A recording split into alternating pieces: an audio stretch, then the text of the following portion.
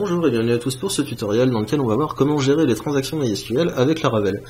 Donc les transactions, pour ceux qui ne savent pas ce que c'est, eh bien je vais vous expliquer par un exemple concret. On imagine qu'on a un système d'inscription sur son site. On demande éventuellement donc un username, un email, un password à l'utilisateur pour s'inscrire, et on lui demande aussi par exemple de rentrer son numéro de téléphone. Alors ça peut être un numéro de téléphone, ça peut aussi être une adresse, n'importe quoi, on s'en fiche, c'est pour l'exemple. Et on va décider d'enregistrer dans deux tables différentes. Donc dans une table on va enregistrer le username, l'email et le password, et dans une deuxième table on va enregistrer son numéro de téléphone. Seulement voilà, s'il y a un petit problème lors de l'inscription, par exemple le serveur plante, ou par exemple vous avez fait vous avez mis en ligne un code avec une faute de frappe dedans, il se peut que le premier enregistrement soit sauvegardé, et que le second donc ne soit pas sauvegardé. Du coup, quand vous allez appeler, par exemple, quand vous allez vouloir afficher le numéro de téléphone de l'utilisateur, eh bien sûr vous aurez une erreur. Donc c'est un peu là que rentrent en compte les transactions, pour éviter un petit peu tous ces petits problèmes. Donc on va voir tout de suite dans le concret ce que ça donne.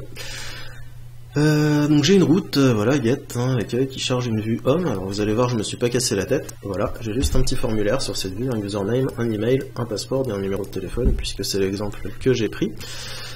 Et une vue homme donc qui contient un formulaire donc par lequel on va poster le username, l'email, le password, le numéro de téléphone.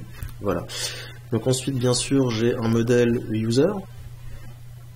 Un modèle user donc qui a ici une public fonction phone qui retourne this as one phone parce qu'un utilisateur, un user a un numéro de téléphone, voilà, donc on a fait la relation dans le modèle.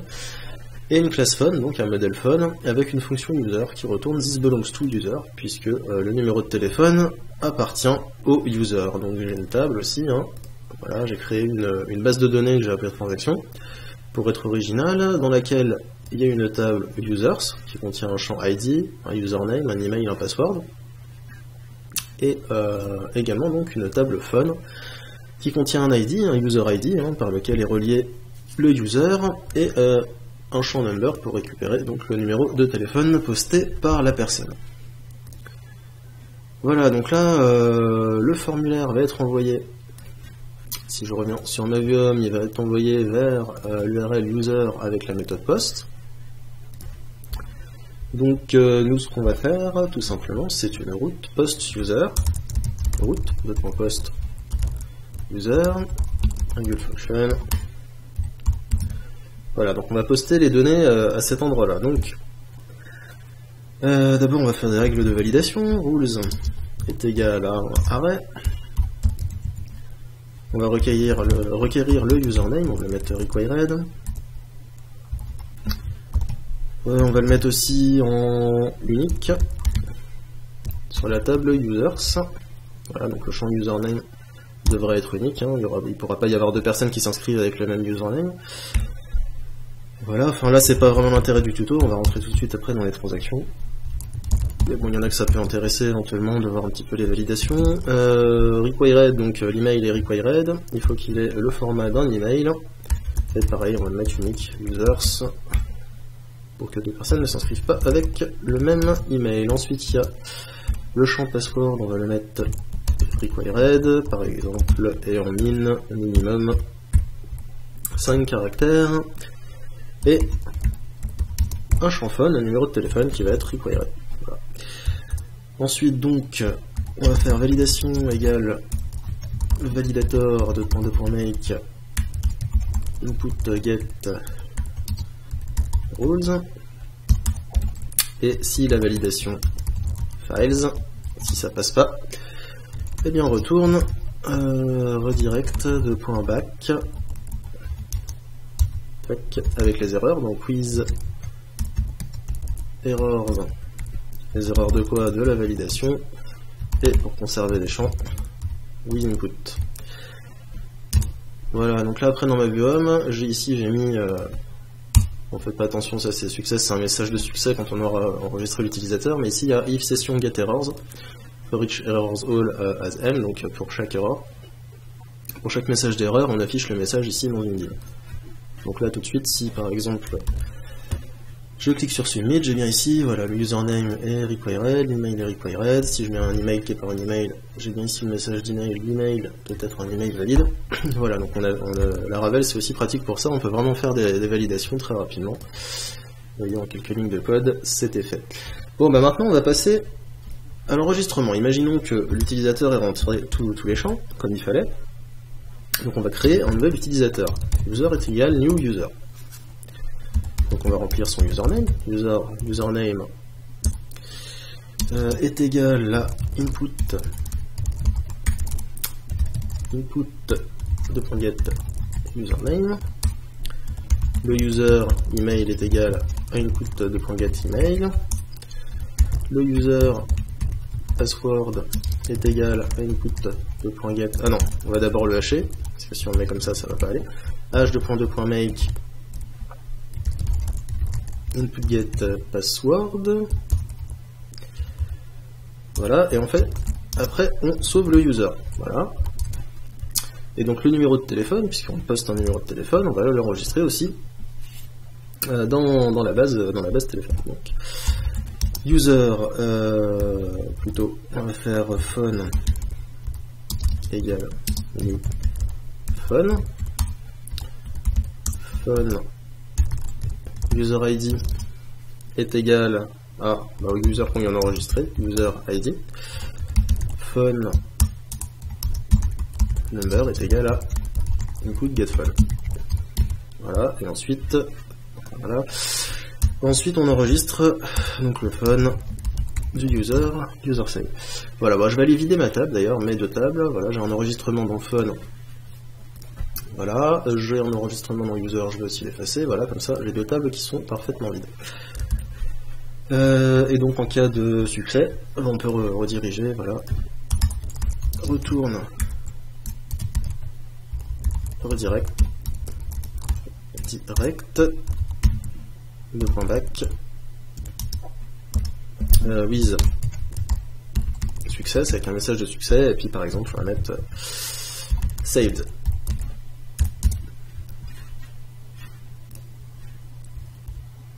Voilà, alors donc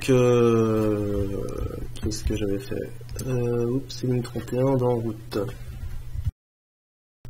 Effectivement, j'ai oublié d'affecter, voilà, donc je recule ligne 42, allons voir, qu'est-ce qu'il y a. D'accord, si peu de code, je fais autant d'erreurs, moi. Bon alors, voilà, c'est bon.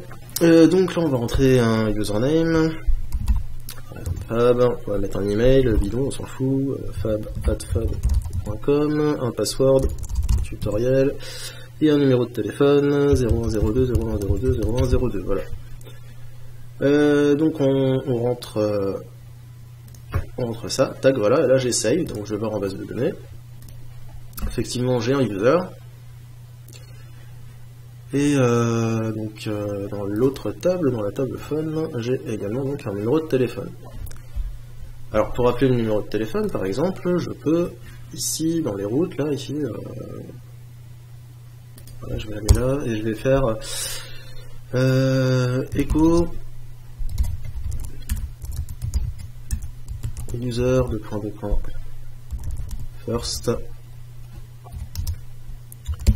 phone number exit. Donc là normalement il va afficher le numéro de téléphone du user, voilà, le numéro qu'on a rentré dans la table. Maintenant imaginons que je fasse une erreur. Par exemple, j'ai fait une faute de frappe ici, au lieu de user ID, j'ai appuyé sur la touche d'à côté, j'ai mis un U. User ID. Voilà. Je vais retourner sur mon formulaire, je vais mettre Jean .com, je vais mettre un mot de passe et un numéro de téléphone 0201030102. Voilà. Donc je vais cliquer sur envoyer et là je vais avoir une erreur, donc justement parce que à la ligne, là, j'ai fait une petite faute de frappe à la ligne 39. Et si je vais voir dans la base de données, je vais voir dans users, Jean, il a bien été inséré. Par contre, dans la table phone, bah, bien sûr, le numéro de téléphone n'a pas pu être inséré puisqu'il y avait une erreur dans la requête. Et si maintenant je me rends là, alors je sais pas quelle idée il a, je vais faire user last, je crois que ça marche. Pas sûr, je vais essayer. Voilà, non je vais pas. Tac, je reviens à l'accueil. Je réactualise et donc là j'ai une erreur. Si j'avais mis. Alors, non, là je crois que l'erreur c'est moi. Ouais, ça n'existe pas. Donc je vais faire user. D'abord, je vais vous montrer que si je mets user first, ça marche. Voilà, j'ai toujours le numéro de téléphone du premier. Mais si j'essaie d'afficher le numéro de téléphone du dernier utilisateur qu'on a mis, vous allez voir, il va y avoir une erreur. Order by ID desk first phone number. Logiquement, ça doit marcher comme requête. Voilà. Mais on me dit que j'essaye d'appeler une propriété qui n'est pas d'un objet.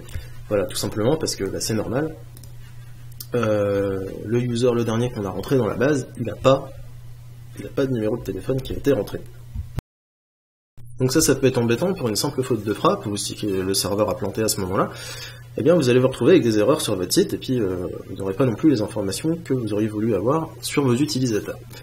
Donc pour remédier à ça, eh bien on utilise les transactions, c'est là que ça va rentrer en compte. Alors je vais... qu'est-ce que je vais faire? Je vais garder ce code-là. Donc on va remettre ID ici, on va mettre un bon code. Et donc ce qu'on va faire, on va déclarer pour commencer une transaction. Ici on fait db, begin transaction. En fait ça utilise PDO, hein, voilà, donc, la fonction begin transaction elle existe aussi dans PDO, et donc à la fin, une fois qu'on a terminé de travailler sur la requête, que la requête est finie, pour committer, on fait db, commit. Donc en gros, si tout s'est bien passé, on valide la requête et l'enregistrement. Voilà, seulement si tout s'est bien passé. Mais si jamais il y a une erreur, donc on va devoir traiter cette erreur. Donc try, dans un bloc try, on va mettre tout ce qu'il y a là. Hop, voilà. Donc on essaye ça, et si jamais ça va pas, on catch. Validation exception. Et donc db2.rollback. On revient en arrière. On annule l'enregistrement.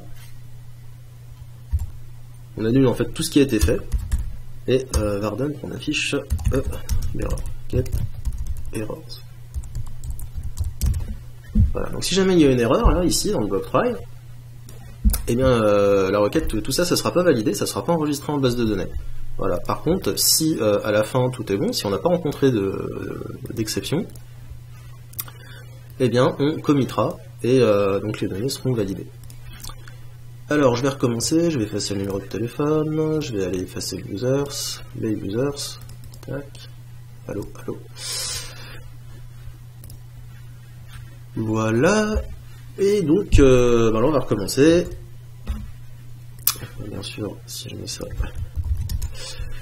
il ne va pas aller. Voilà, je vais réactualiser. Donc là, on va se mettre un user. Donc on va commencer, je sais pas, comme tout à l'heure, fab.com. On va mettre un mot de passe et un numéro de téléphone 0102 0502 01.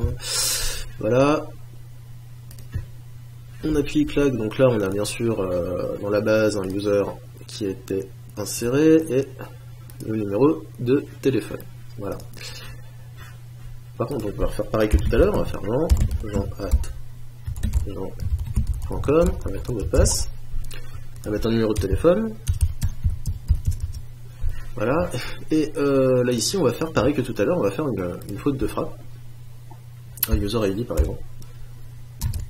Voilà, et donc on va poster ça. Donc là bien sûr j'ai eu mon erreur, hein, voilà, on a caché l'exception, on a levé une exception, et donc si je vais dans ma base, je vais dans la base de données users, et là on voit bien que le user Jean, contrairement à tout à l'heure, il n'a pas été inséré. Comme on a rencontré une erreur après dans la requête, eh bien on a annulé l'enregistrement. Et du coup on l'a pas validé et il n'a pas été enregistré. Ce qui évitera donc, avec la requête ici, quand on affiche le dernier user, d'avoir une erreur, enfin d'avoir des erreurs tout simplement si on souhaite afficher le numéro de téléphone d'un utilisateur qui a eu un problème lors de l'enregistrement. Voilà.